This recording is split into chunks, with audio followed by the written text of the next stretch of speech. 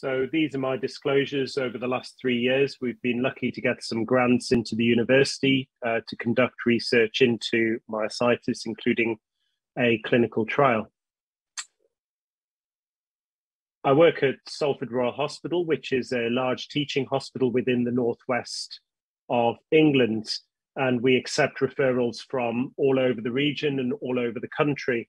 We see patients with myositis and also non-inflammatory myopathies.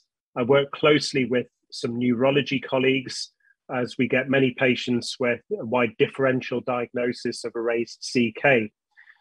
We offer a muscle biopsy service. We have a weekly MDT meeting with our histopathologists, and it's a great opportunity for patients to take part in clinical trials. And we also carry out clinical observerships as well. So we've had clinical fellows come from all over the world. So I'm going to give you a bit of a background, a quick update around classification, outcome measures, something about IVIG, rituximab, JAK inhibitors, and inclusion body myositis. So when we're considering treatment in inflammatory myopathy, it's very important to consider what type of inflammatory myopathy or myositis it is that we're dealing with. And these are the main subgroups that we generally accept within the banner of inflammatory myopathy. So we first of all have dermatomyositis with the correct characteristic rashes and biopsy findings, the evidence of perivascular and perimyceal inflammation, immune-mediated necrotizing myopathy.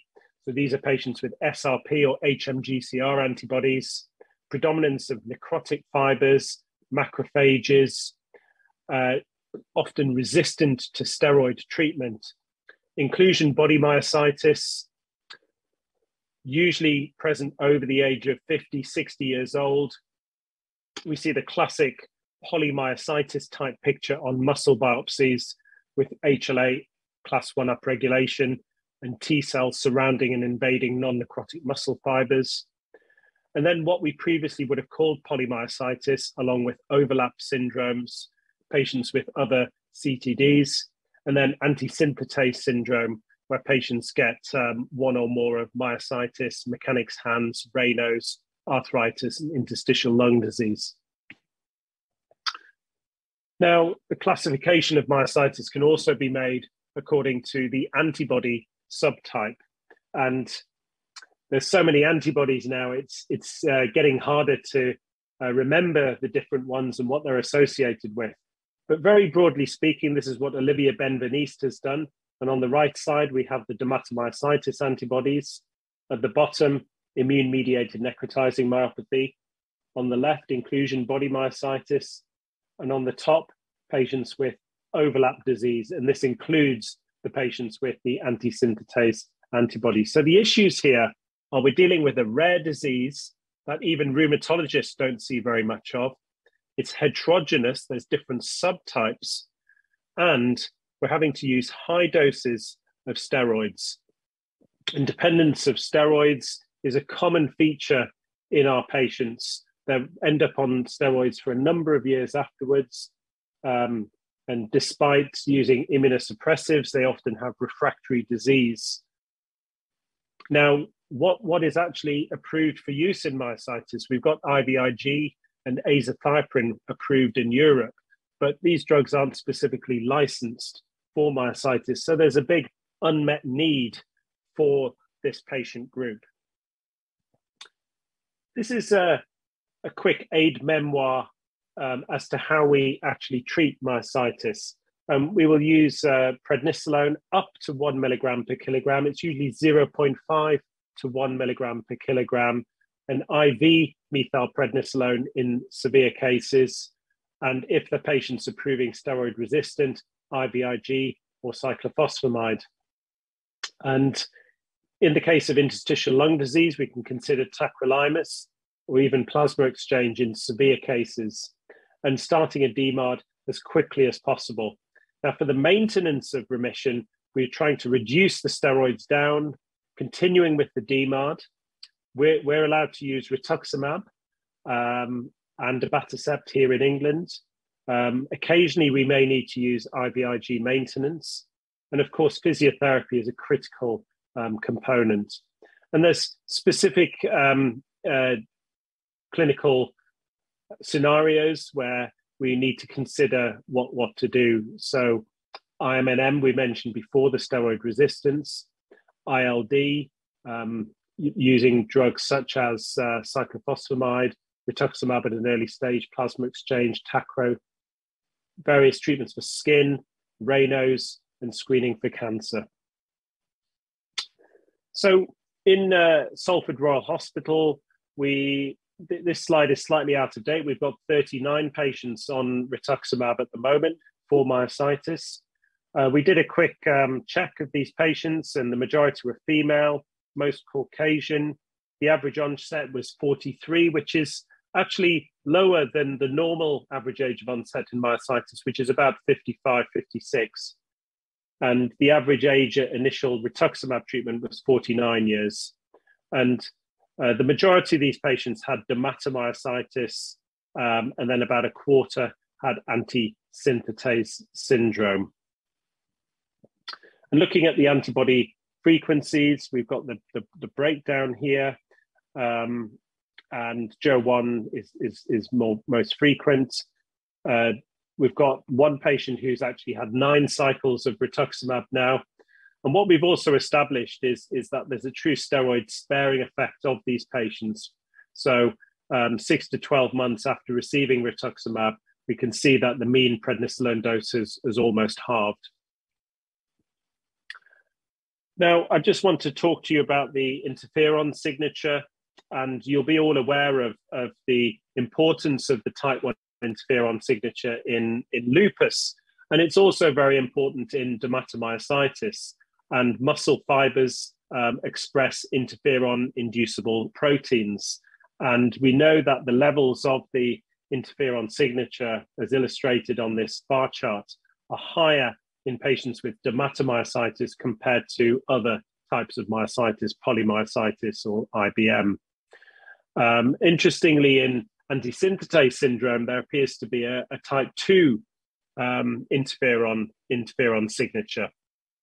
So we know that interferon is overexpressed in both blood and in muscle. So there's been increasing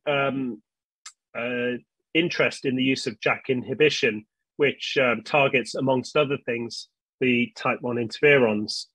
And Julie Pike's team did a study looking at patients with amyopathic dermatomyositis. And this was an open label 12-week study where tofacitinib, a JAK1/2 inhibitor, was given to 10 subjects. The patients had undergone a washout of their steroid-sparing drugs, and response was measured using the ACR-EULAR myositis response criteria. And these pictures summarize the response to tofacitinib. We can see the total improvement score improved over time. And these are the individual patients. This is something called the CDASI, which is a skin score. And a lower CDASI score indicates an improvement in the skin. We can see that there's an improvement over the course of 12 weeks. CXCL10 is a 9 and 10 chemokines which reflect the type 1 interferon response, and we can see a reduction of these over time. And we can see the V sign and the Scholl sign in patients, and we can see this improvement over the course of 12 weeks. And finally, I'm sorry, I don't know what's happened to the subtitle here, but we can see that there's been an improvement in the expression of MXA, an interferon-inducible protein, in skin biopsies from baseline to week 12.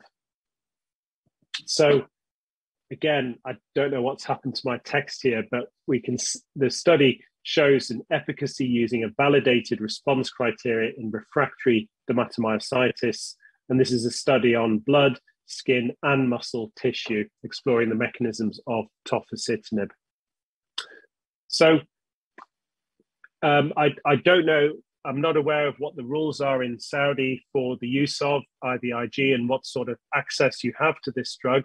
We have limited access in the UK, and we are allowed to use the drug in patients who are proved to be refractory to normal disease, who have significant muscle weakness or dysphagia, not responding to steroids, or patients with refractory skin involvement.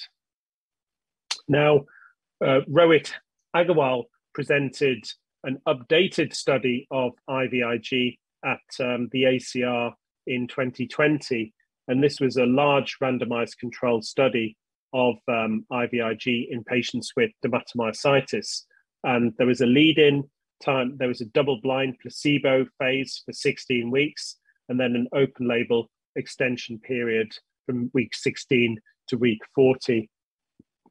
This was a study of over 150 patients. And what we can see here is the proportion of patients achieving the total improvement score, classified as minimal improvement. So this is like an equivalent of like an ACR 20 in rheumatoid arthritis. So the proportion was nearly 79% compared to 43% placebo. And the delta was 35% between IVIG and placebo. So the study did achieve its primary endpoint, confirming the efficacy of IVIG in a modern, up-to-date study in patients with dermatomyositis. Dr. Agarwal also presented data of the tocilizumab in myositis trial in 2020. And this was a long-awaited study, again, a placebo-controlled trial where patients were randomized 1-to-1 drug to placebo. The study under-recruited, and a total of 36 patients were recruited, 23 DM, 13 with PM. And here we can see the total improvement score. It's rather less than the IVIG study, 26%, and there's no difference between the active drug group and placebo, unfortunately. Now, there was perhaps a trend of the total improvement score to improve over time, but this was also seen in the placebo group as well. Just a quick reminder about inclusion body myositis. Very important to recognize this condition in clinical practice because, unfortunately, when we treat these patients with steroids and immunosuppressants, the disease does not respond. Now, we may see a CK response to steroids, but that does not necessarily mean that we're working on the actual disease itself. These patients tend to be over the age of 50, a predominance male. CK is usually less than 1,000. You may see antibodies to Rho and also an antibody called CN1A. That you may find fatty atrophy at presentation on MR imaging, asymmetrical weakness. Look out for finger flexor or distal involvement. And again, the CK, but no clinical response. On the muscle biopsies, you may see the classic inclusion bodies and rimmed vacuoles. Cox negative fibers, more than what you would expect. HLA class 1 upregulation. Protein accumulation, so TDP43 or P62, and this endomysial inflammation. So what's been found recently is that possibly targeting the innate immune response may be a feasible therapeutic target in IBM. So using immunosuppressants, we're targeting the adaptive immune response, targeting specific cytokines. So this was a study headed up by Pedro Machado and Mazen Dimachki of a drug called arimoclomol, which is acts on heat shock protein. And in a pilot study, arimoclomol was safe and well tolerated. There was a suggestion of efficacy at 8 months. So a larger study was conducted across a number of centers. So this was an international multi-center double-blind placebo-controlled trial. And the primary outcome was the change from baseline to month 20 in something called the IBM Functional Rating Scale. So this is a very large IBM study of 152 patients, average age 67, mostly men. So the IBM FRS declined by a mean of 3.25 points with arimoclomol and 2.26 points with placebo. So these changes were not significant over time. And there was no secondary outcome measures which showed a trend or any differences between the drug and the placebo. So unfortunately, the trial did not demonstrate a benefit of arimoclomol in IBM. I just want to finish off by talking about a recent study presented at ACR 21 by Steve Greenberg using a depletion strategy of KLRG1 positive cells. So these are a prominent pathological feature of IBM. These are highly differentiated CD8 positive T cells. And these cells are relatively resistant to apoptosis and express this particular marker called killer cell lectin-like receptor G1. And because they're resistant to apoptosis, this is thought to be one of the theories why IBM perhaps does not respond to immunosuppression. And we see these cell surface markers in T cell LGL leukemia, large granulocytic leukemia. So this was a very exciting study where they used a humanized antibody acting against KLRG1 to selectively deplete highly differentiated T cells. So it binds to KLRG1 and it spares other blood cell populations, so Tregs, naive cells, central memory cells. And this was a phase 1 study where they gave it to 3 IBM patients. We can see the mechanism here on the left, where this drug ABC008 binds to KLRG1 and depletes them via antibody-dependent cell-mediated cytotoxicity or complement-mediated cell type cytotoxicity. We can see the results in animal experiments where there's a dose-dependent response of depletion of KLRG1. On the right-hand side here, we can see in each patient the drug was given to, there was a depletion of the KLRG1 cells over time, perhaps an increase over time in patient 2.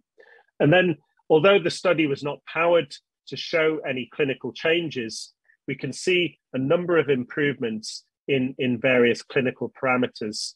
This is something called the CIFA, which is a questionnaire given to patients to test their function. We can see that there's an improvement over time. The timed up and go test showed an improvement in 2 of the patients, a modest improvement in 1 patient. And so we can see a summary of these changes over time. So this is a very early phase study, but shows some signal of a clinical and biochemical improvement. So I thank you very much for your time in Saudi, and I'm sorry I couldn't be there today. I've demonstrated some new trials to you using the ACR EULAR response criteria, which provides more precision about the measurement of outcomes, trials targeting organ manifestations and clinical subtypes, and the importance, therefore, of recognizing these subtypes in clinical practice.